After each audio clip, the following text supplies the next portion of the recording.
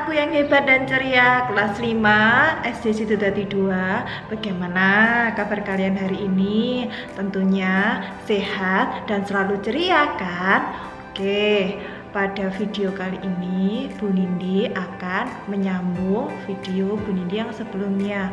Kalau yang di video kemarin kalian telah belajar mengenal bagian-bagian rangka manusia, pada video kali ini yuk kita mengenal lebih dalam lagi mengenai sendi-sendi pada tulang manusia, bagaimana cara merawat tulang manusia, dan juga alat gerak aktif manusia atau yang kalian kenal dengan otot manusia. Simak baik-baik ya penjelasan dari Bu Nindi. Sebelum belajar, mari kita lakukan 1. Siapkan peralatan belajar kalian seperti buku siswa, buku pendamping, buku tulis, ballpoint, pensil, penghapus, dan sebagainya. Yang kedua, jangan lupa cuci tangan menggunakan sabun dulu ya sebelum belajar, dan bilas menggunakan air bersih yang mengalir. Untuk diperhatikan, simak baik-baik tayangan video dari Bu Nindi dan catatlah hal-hal penting dalam video ini pada buku tulismu ya. Hai anak-anak, yuk belajar mengenal sendi pada rangka manusia serta otot pada manusia bersama Bu Nindi. Sendi pada rangka manusia.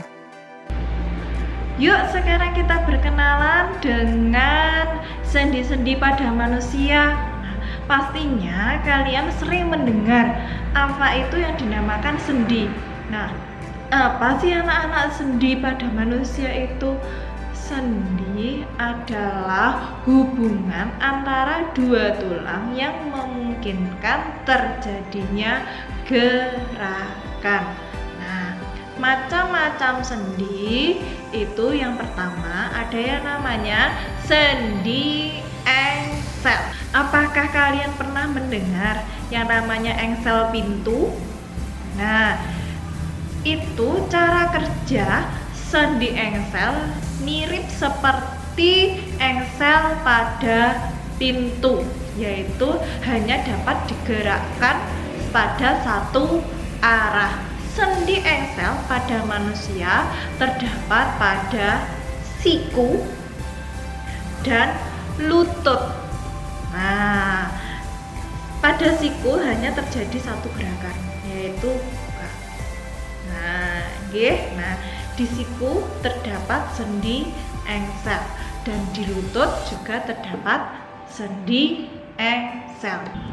Nah, sendi yang pertama yaitu sendi engsel yang terdapat pada siku tangan manusia yang memungkinkan tulang pada siku tangan manusia dapat digerakkan atau ditekuk seperti ini, nggih.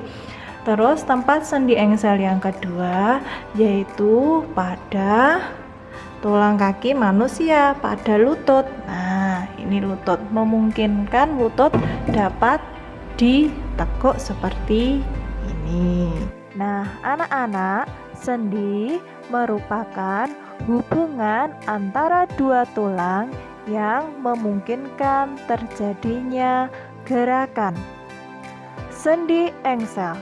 Sendi ini berfungsi seperti engsel pintu yang hanya dapat digerakkan satu arah. Pada tubuh kita, sendi engsel terdapat pada siku dan lutut.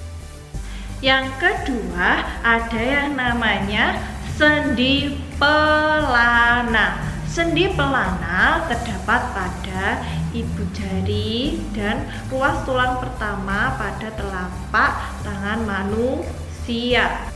Ini pada ibu jari ini terdapat sendi pelana yang memungkinkan dua arah gerak, maju mundur dan kanan kiri. Coba kalian gerakkan sendi pelana kalian masing-masing. Nah, Kemudian yang kedua yaitu sendi pelana pada manusia. Sendi pelana pada manusia terdapat pada tulang ibu jari dan ruas tulang pertama pada telapak tangan yang memungkinkan gerakan dua arah. Kemudian sendi pelana.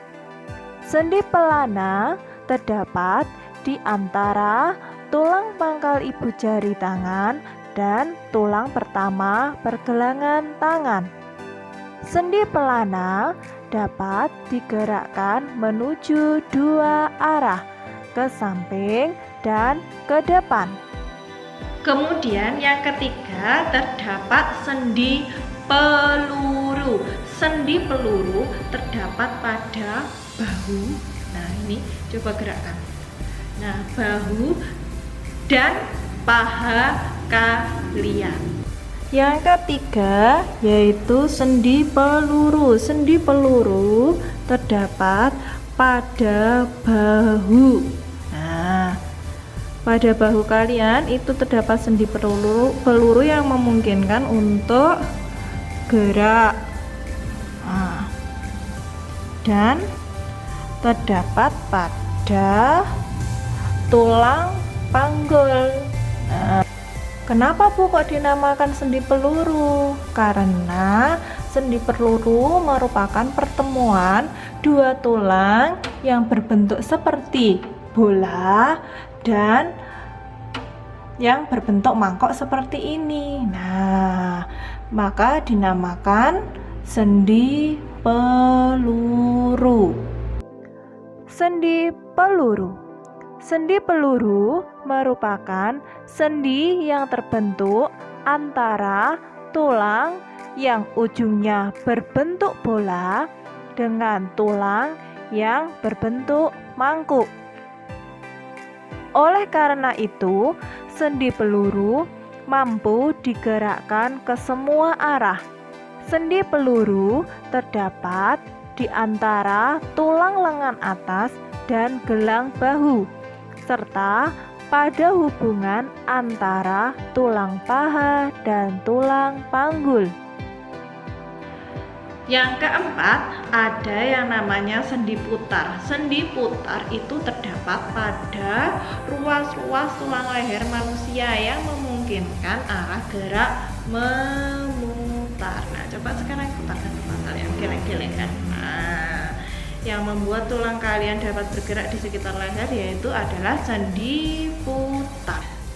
Kemudian ada yang namanya sendi putar. Sendi putar terdapat pada tulang pertama leher manusia dan tulang kedua leher manusia. Nah, ini ada sendi putar nggih. Nah, sendi putar. Sendi ini terdapat pada pertemuan antara tulang yang dapat berputar mengelilingi tulang lain yang bertindak sebagai poros. Misalnya, sendi pada pertemuan antara tulang leher pertama dan tulang leher kedua. Nah, anak-anak, terdapat beberapa gangguan pada tulang, yaitu yang pertama ada rematik. Penyakit ini menimbulkan rasa nyeri pada persendian dan disertai dengan pembengkakan sendi. Biasanya rematik terjadi di pergelangan tangan, pergelangan kaki, dan siku. Yang kedua ada osteoporosis. Osteoporosis merupakan penyakit pengeroposan tulang. Penyakit ini timbul akibat tubuh kekurangan zat kapur. Ada TBC tulang. Penyakit ini disebabkan oleh kuman tuberkulosis. Kuman ini dapat menyerang tulang sehingga tulang menjadi lemah dan bernanah. Kenali gangguan pada tulang belakang manusia yuk. Yang pertama ada lordosis, yaitu tulang belakang bengkok ke belakang. Kelainan ini menyebabkan seseorang menjadi bungkuk. Yang kedua ada kifosis, yaitu tulang belakang bengkok ke depan. Kelainan ini menyebabkan dada menjadi terlalu membusung. Yang ketiga ada skoliosis, tulang belakang bengkok ke samping. Kelainan ini menyebabkan badan menjadi condong ke kiri atau ke kanan. Lantas, bagaimana sih Bu cara menjaga dan memelihara rangka tubuh itu? Nah, anak-anak, berikut Bu Nindi rangkumkan cara untuk menjaga dan memelihara rangka tubuh.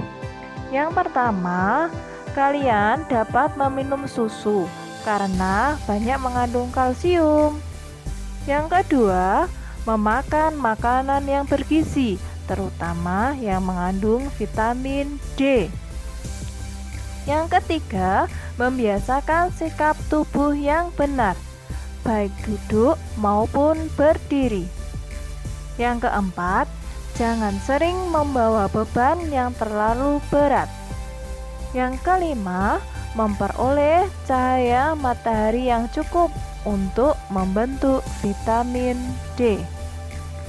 Otot pada tubuh manusia. Otot adalah jaringan yang ada di dalam tubuh manusia, berupa alat gerak aktif yang menggerakkan tulang sehingga menyebabkan suatu manusia dapat bergerak. Nah, anak-anak, terdapat beberapa fungsi otot manusia. Yang pertama yaitu menjalankan dan melaksanakan kerja, contohnya berjalan, mengangkat, dan memegang. Kemudian menggerakkan jantung. Otot juga berfungsi untuk mengalirkan darah yang terdiri atas zat-zat, yaitu nutrisi, oksigen, dan lain sebagainya. Anak-anak, otot tubuh manusia itu ada 3. Yang pertama ada otot polos. Yang kedua ada otot lurik. Yang ketiga ada otot jantung. Berikut merupakan ciri-ciri otot polos. Otot polos manusia berbentuk gelindong dan terletak pada organ dalam. Otot polos memiliki satu inti sel yang berada di tengah. Pergerakannya lambat dan mudah lelah. Otot polos terdapat pada bagian usus, saluran peredaran darah, dan otot di saluran kemih.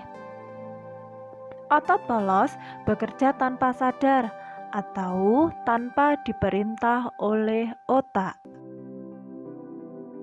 Berikut merupakan ciri-ciri otot lurik. Otot lurik merupakan otot yang melekat pada rangka, berbentuk silindris dengan garis gelap terang. Otot lurik bekerja secara sadar dengan perintah otak. Otot lurik cepat dan mudah lelah. Otot lurik berbentuk panjang dan memiliki banyak inti sel. Inti sel otot lurik berada di tepi. Yang terakhir ada otot jantung. Otot jantung berbentuk silindris, memiliki percabangan. Otot jantung terletak pada jantung. Otot jantung memiliki satu inti sel yang berada di tengah. Otot jantung bekerja tanpa kesadaran manusia. Otot jantung bekerja terus-menerus dan tidak membutuhkan istirahat. Otot jantung berfungsi untuk memompa darah ke seluruh tubuh. Kenali gangguan pada otot manusia yuk. Yang pertama, ada penyakit hipertrofi. Hipertrofi adalah kelainan otot yang membesar dan menjadi lebih kuat karena sel otot diberikan kegiatan atau aktivitas yang terus-menerus secara berlebihan. Yang kedua, ada penyakit atrofi, yaitu kelainan otot yang mengecil, lemah, fungsi otot yang semakin menurun. Yang ketiga, ada penyakit tetanus, yaitu kelainan otot yang disebabkan adanya infeksi bakteri Clostridium tetani. Tetanus menyebabkan otot menjadi kejang-kejang. Bagaimana sih Bu cara menjaga dan merawat otot tubuh itu? Nah, anak-anak, berikut Bu Nindi rangkumkan beberapa cara untuk menjaga dan merawat otot tubuh. Yang pertama, menghindari gerakan yang membebani kerja otot secara berlebihan. Yang kedua, melakukan peregangan sebelum melakukan aktivitas. Yang ketiga, melakukan latihan rutin. Yang keempat, memenuhi kebutuhan cairan tubuh. Yang kelima, mengkonsumsi makanan yang bergizi dan bermanfaat bagi otot. Nah, anak-anak, itu tadi sedikit penjelasan dari Bu Nindi. Semoga dapat bermanfaat ya dan dapat membantu kalian dalam belajar dari rumah. Sekian dulu video dari Bu Nindi. Nanti disambung pada video-video selanjutnya ya. Oh iya, jangan lupa like, komen, dan subscribe akun YouTube Bu Nindi. Jangan lupa juga klik tombol lonceng supaya kalian mendapat notifikasi jika Bu Nindi mengunggah video-video pembelajaran selanjutnya. Terima kasih. Dadah.